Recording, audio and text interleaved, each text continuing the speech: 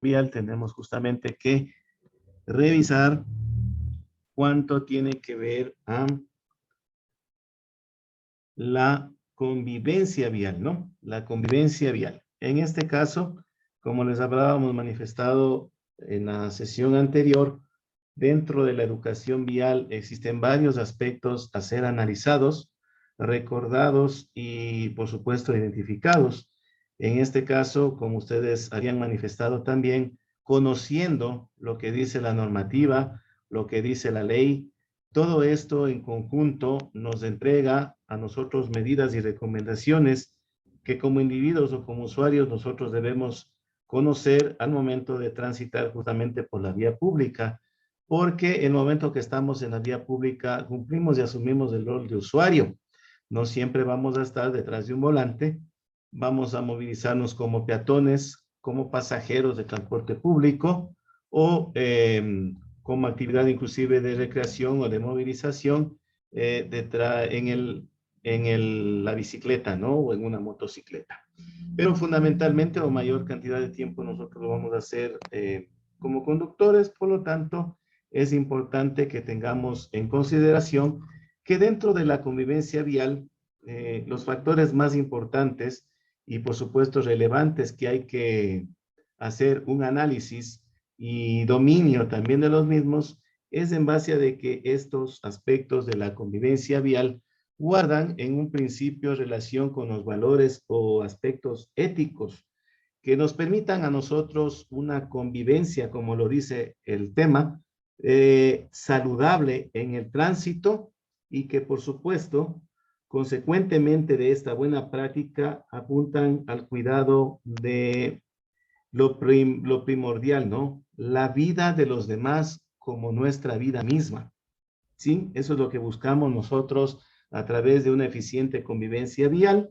Y justamente, como ustedes saben, dentro de la cultura vial, que también guarda relación con la convivencia vial, es buscar que nosotros en el momento que se presenten las circunstancias, nuestra reacción, nuestra decisión sea justamente la más acertada, justamente para ayudar en primer punto a la prevención de la salud. ¿Y qué nos referimos con la prevención de la salud? Una salud física que evite lesiones, muchas de las ocasiones irreversibles, que provoque algún efecto en la psiquis del otro usuario de la vía y a nosotros también, ¿no? Porque de pronto estar sobrecargados con algunos temas propios de la convivencia vial se suman, se aumentan y de una manera hasta inconsciente podemos cometer algunos errores olvidándonos de lo que es el fomento de la práctica de los valores que deben, por el contrario, deben ser estimulados para que nosotros, como les decía en un inicio, convivamos en una comunidad de modo saludable, comentando, por ejemplo, entre otros valores, el respeto hacia los demás, la responsabilidad que reza en una ley, en una norma, en un reglamento, la tolerancia hacia la forma de actuar y de proceder de otras personas, no juzgándolos por su forma de comportamiento, la solidaridad mientras podamos tender la mano y ayudar a personas que son usuarios de la movilidad, a la autonomía en cierto punto, porque cada uno es responsable y es, por supuesto, consciente del rol que está desempeñando dentro del tránsito y de la movilidad y, por supuesto, también aquellos valores cívicos que nos enseñaron cuando éramos pequeños, ¿no?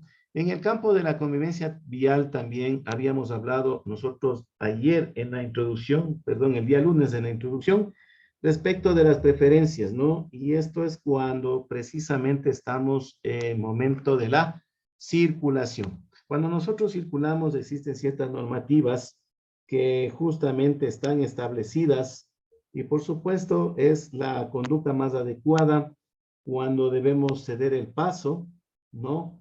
Y en el momento que usted no tenga preferencia y conscientemente sabe y entiende que hay otros usuarios que deben o que tienen el derecho de pasar primero, lo más adecuado es que usted detenga completamente su vehículo, por ejemplo, le dé la señal al otro conductor o al otro usuario y la seguridad de que usted va a realizar determinada maniobra para que basado el otro conductor en su anticipación, en su previsión de lo que debe tener como cualidades, sepa que va a circular de una manera totalmente segura porque usted está cumpliendo el rol que le corresponde.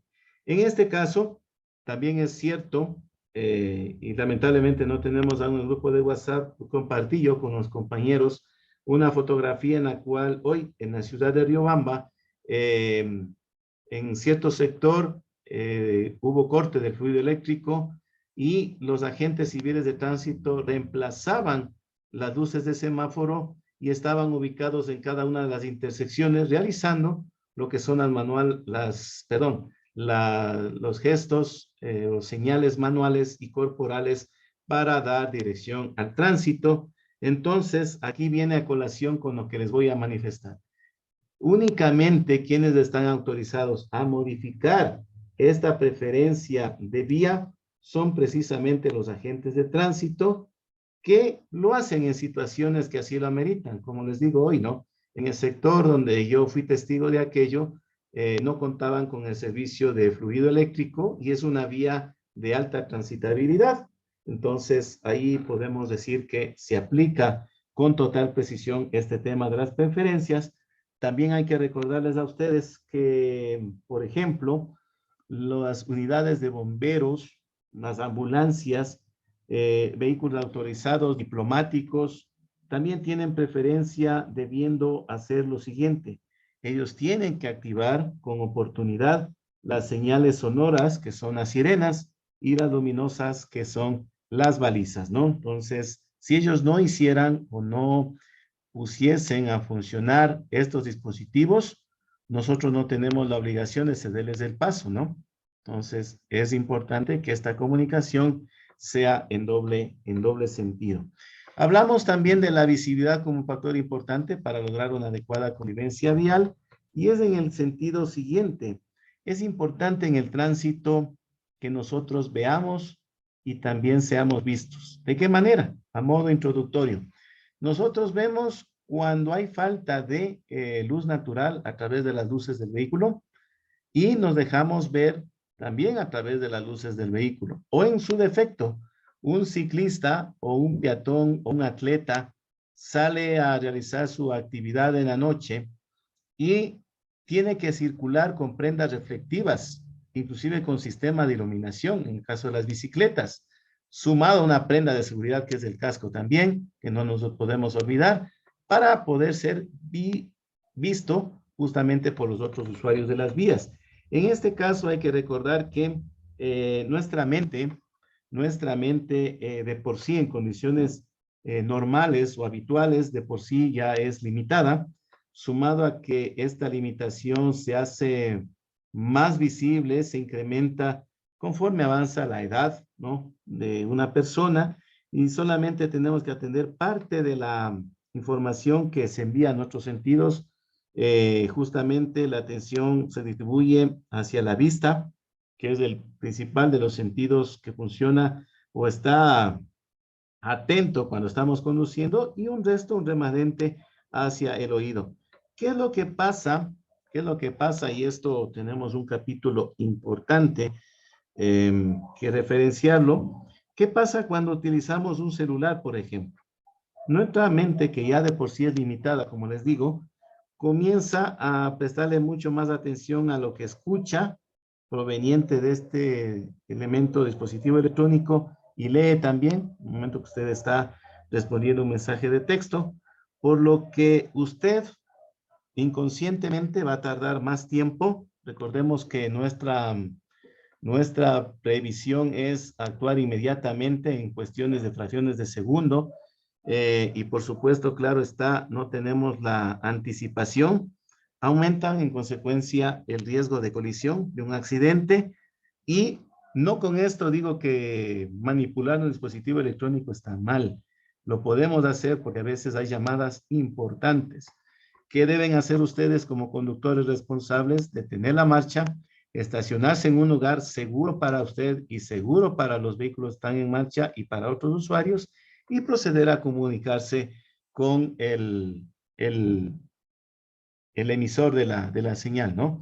En este caso también hay que reconocer que, porque hemos hablado de la visibilidad del conductor, porque el campo visual en un inicio se genera en un ángulo de 90 grados, 90 grados un ángulo recto, en el cual aparte tenemos no tanto con nitidez, con alta precisión, una vista periférica.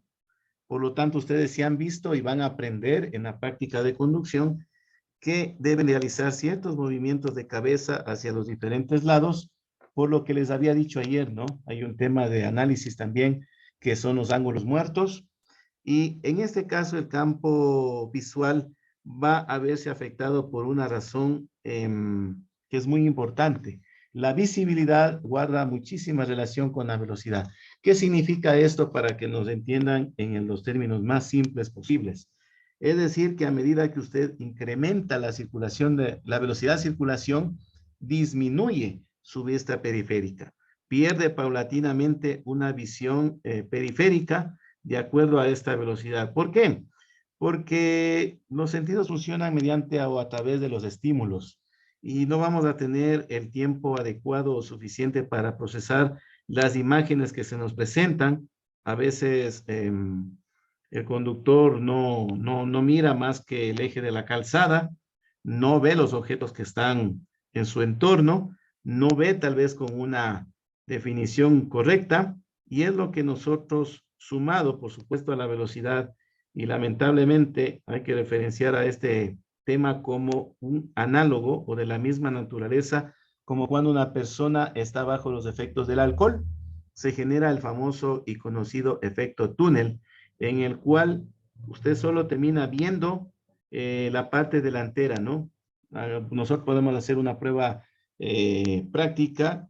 Usted utilizando un elemento en forma de tubo, se pone como un lente, como un largavistas en su ojo, y es lo único que va a ver cuando usted está circulando a mayor velocidad, ¿no? Entonces, danos de estudios estas cifras en la cual si usted está circulando, por ejemplo, a mayor velocidad que los 60 kilómetros por hora, prácticamente usted está experimentando este efecto, que es el efecto túnel. Por lo tanto, hay que guardar mucho cuidado con eso, ¿no? Sobre todo en días que a veces no tenemos nosotros la posibilidad de conocerlo.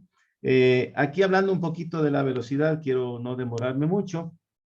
Es justamente una magnitud de orden físico que se expresa en el espacio que recorre en una unidad de tiempo. Este es en el Sistema Internacional de Medidas. Ustedes lo habrán identificado en algún momento, metro por segundo o kilómetro por hora. En caso de que se presenta un siniestro, este es el meollo de la explicación. Es un factor, la velocidad, que por supuesto aumenta la gravedad en un inicio de las lesiones y en casos extremos, inclusive la pérdida de la vida. ¿Por qué? Porque le permite o le da un menor margen de tiempo para que usted pueda frenar y evitar un choque, un siniestro, un accidente, ¿no? En este caso también hay que recordar, y lo verán y no está por demás también una recomendación de parte nuestra, en la teoría de la conducción se les explicará lo que es el hidroplaneamiento. Es cuando usted literalmente patina sobre el agua, ¿no? Va planeando sobre el agua, porque su neumático tal vez tiene una ranura inferior a la reglamentada. Es muy importante que siempre se revise el estado de los neumáticos, la presión de los neumáticos. ¿Y esto qué genera? Si estuviese en buen funcionamiento, por ejemplo, el sistema de frenos, y con el labrado adecuado de los neumáticos, va a haber una baja distancia de reacción, ¿sí? Una baja distancia de frenado y, por supuesto, una mínima distancia de retención, que con la lógica que nos invita a pensar un poquito, la distancia de detención justamente no compromete a terceras personas o su propia vida. ¿Por qué?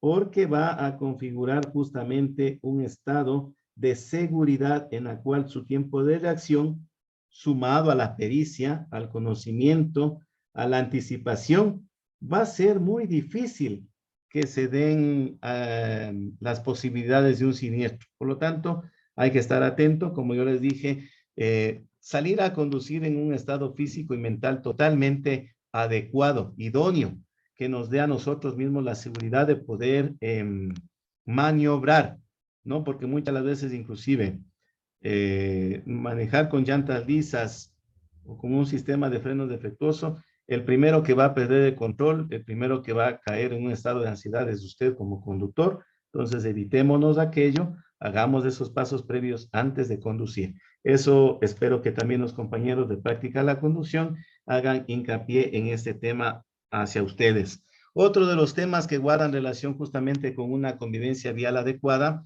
son aquellos dispositivos que conforman o de los cuales esté equipado su vehículo, que es la seguridad activa. ¿Para qué sirven los dispositivos o elementos de seguridad activa? Estos justamente buscan reducir la ocurrencia de siniestro, lo que les decía anteriormente, ¿no? El sistema de frenos, el sistema de luces, no el sistema de frenos porque va a evitar que usted recorra más distancia sin una seguridad de lo que va a suceder. El sistema de las luces, lo que les dije, ver y ser vistos es lo clave en la conducción. Sí, entonces lo importante es que usted haga un chequeo periódico de los mismos, acuda cuando el fabricante así lo recomienda o un mecánico de confianza que realiza los mantenimientos se lo aconseje a usted. Dentro de este caso tenemos justamente que el sistema de frenos es probablemente uno de los más importantes dentro de la seguridad activa, pero no es el único, ¿no? Los principales son el sistema de frenos y el sistema de luces. Y finalmente tenemos aquí también que hacer referencia a lo que son los dispositivos o elementos equipados en su vehículo que conforman la seguridad pasiva. Y estos son aquellos que entran en funcionamiento cuando ya el siniestro se presentó, ya no podemos evitar, ya tuvimos el impacto, o se dio el atropellamiento, o nos impactamos con otro objeto, o perdimos la pista de la calzada, ¿no? Algo funcionó mal o no funcionó dentro de lo que es la seguridad activa. Entonces, la seguridad pasiva ayuda a brindarle seguridad a usted y al resto de ocupantes del vehículo. Y estos dispositivos justamente, ¿cuáles son? El cinturón de seguridad, ¿sí? Tenemos también para el caso de padres y madres que tienen niños en la familia, menores de 12 años, el sistema de retención infantil. Tenemos también el apoyo a cabezas del asiento y finalmente el airbag o la bolsa de aire. Ahora bien, a modo de resumen, una bolsa de aire no va a ser efectivo y no va a ayudar el porcentaje que estadísticamente y probadamente dice que ayuda, incrementa la seguridad a los ocupantes en un 40% al cinturón, porque frena justamente a los cuerpos que podrían salir disparados por acciones físicas, evitar que se den con alguna parte lateral superior del vehículo debido a los volcamientos que se dan. Eso depende del tipo de impactos, la velocidad a la cual vamos. Evitar también lesiones en partes vulnerables, ¿no? Son la cabeza, el cuello y el tórax. Esto, ¿por qué viene a colación? Porque el cinturón de seguridad tiene que estar debidamente ajustado con los 3 puntos en funcionamiento, tiene que estar en perfecto estado, hay que comprobarlo siempre cómo funciona, si está retráctil, ¿no? Si al mínimo sacudón actúa con un bloqueo, ¿no? ¿Por qué razón? Porque en el caso de que este cinturón de seguridad ceda, ¿no? ¿Qué va a suceder? Entra en funcionamiento, lo que les decía yo, la bolsa de aire. Si un ocupante de vehículo no está colocado el cinturón de seguridad, créanme que la bolsa de aire no va a servir absolutamente para nada. ¿Por qué? Va a causar quemaduras debido a los componentes que componen esta bolsa de aire. Va a sufrir incluso cortaduras y lo que es peor, va a salir disparado por el parabrisas. Entonces, mucho cuidado y mucho ojo con eso. El cinturón de seguridad tiene que estar en perfecto funcionamiento y siempre tenemos que estar haciendo un test o una verificación de si está funcionando perfectamente. El sistema de retención infantil, que es un accesorio también útil para los niños menores de 12 años, justamente es una silla que se acopla a los anclajes que están provistos los puntos de cinturón de seguridad y justamente cumple la misma función que el cinturón de seguridad. El apoyacabezas del asiento, probablemente esto incluso ustedes hagan este reglaje antes de iniciar la marcha de su vehículo. Así que tengan mucho cuidado con esto, que tal vez esto les puede ayudar al test de valoración que van a tener en los próximos días. Siempre hay que apoyar en la parte, el punto de apoyo relevante, el que sobresale del apoyacabezas, tiene que estar aproximadamente a la altura de los ojos. ¿Por qué? El momento que no encuentro un punto de apoyo, la nuca, y se da el impacto, por razones físicas, el vehículo queda detenido. Pero nosotros, por acción de la inercia, no detenemos nuestra marcha, ¿no? Es decir, salimos disparados, salimos a un efecto rebote, ese es el efecto látigo, en el cual en fracciones de segundo nuestro cuello regresa violentamente a su sitio original. Y si no tiene un punto de apoyo, ahí vamos a tener lesiones en el cuello, por no decirlo menos, dependiendo también de la intensidad del golpe, inclusive podemos perder hasta nuestra propia vida. Entonces, ojo con esto. La bolsa de aire, si bien es moderno, es adecuado, es costoso, no funciona solo. Tiene que complementarse con el uso de cinturón de seguridad y tiene que hacerse un reglaje adecuado en lo que tiene que ver justamente a el apoyacabezas que evita los efectos del, justamente el efecto látigo, porque esa es la palabra con la que se le conoce técnicamente a ese efecto dado por el